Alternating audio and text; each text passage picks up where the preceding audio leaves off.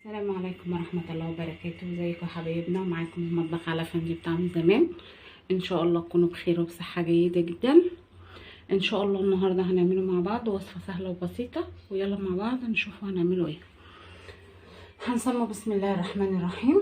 النهاردة هنخلله مع بعض لفت. انا خللت قبل كده، هسيبها لكم في علامة الاي فوق. خللت تخليل مخلل اللفت بطريقة سهلة وبسيطة برضه. النهارده دوت اللفت ده يتحفظ عندك بالشهور، تمام؟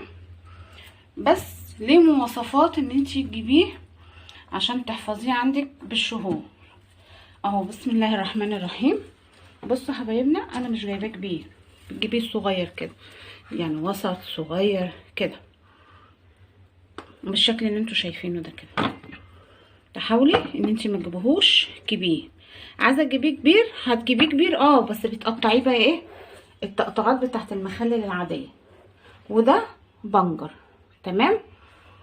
دلوقتي بقى ايه، بسم الله الرحمن الرحيم. ومعانا معانا الملح الخشن للمخلل، ومعايا الميه دي زي ما عودتكم. الميه دي ميه مغليه ومركونه، مفيهاش اي حاجه وما حطيتش فيها اي حاجه. اهو هنسمي ده كده، هنحطها.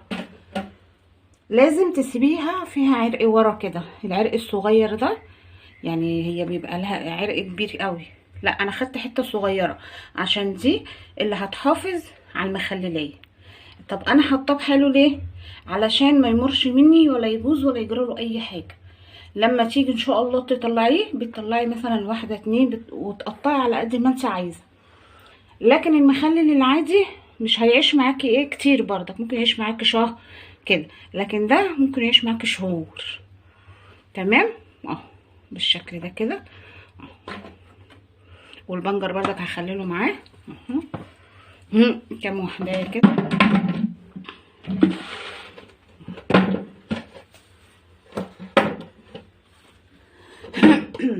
زي ما انتوا شايفين كده.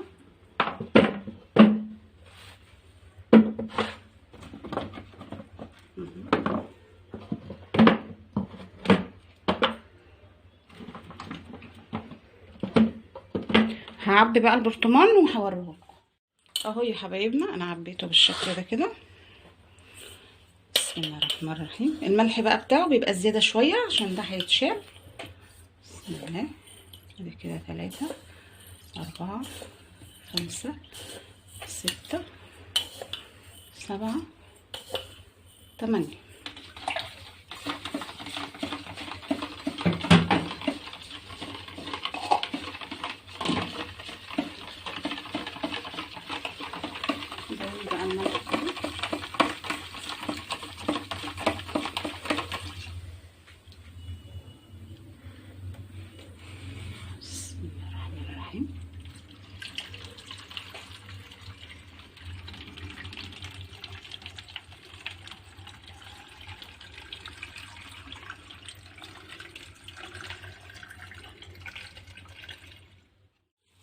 اهو يا حبايبنا مليته اهو زي ما انتوا شايفين كده بالشكل ده. طبعا الكيس اللي انا عودتكم عليه ده كيس التلاجة بالشكل ده كده. اهو يا حبايبنا الكيس اهو زي ما انتوا شايفينه كده. هو كده المخلل ده تحفظيه بالشهور عندك، ولما تيجي ان شاء الله تطلعي منه بتقطعي الكميه اللي انت عايزاها اهو زي ما انت شايفه كده.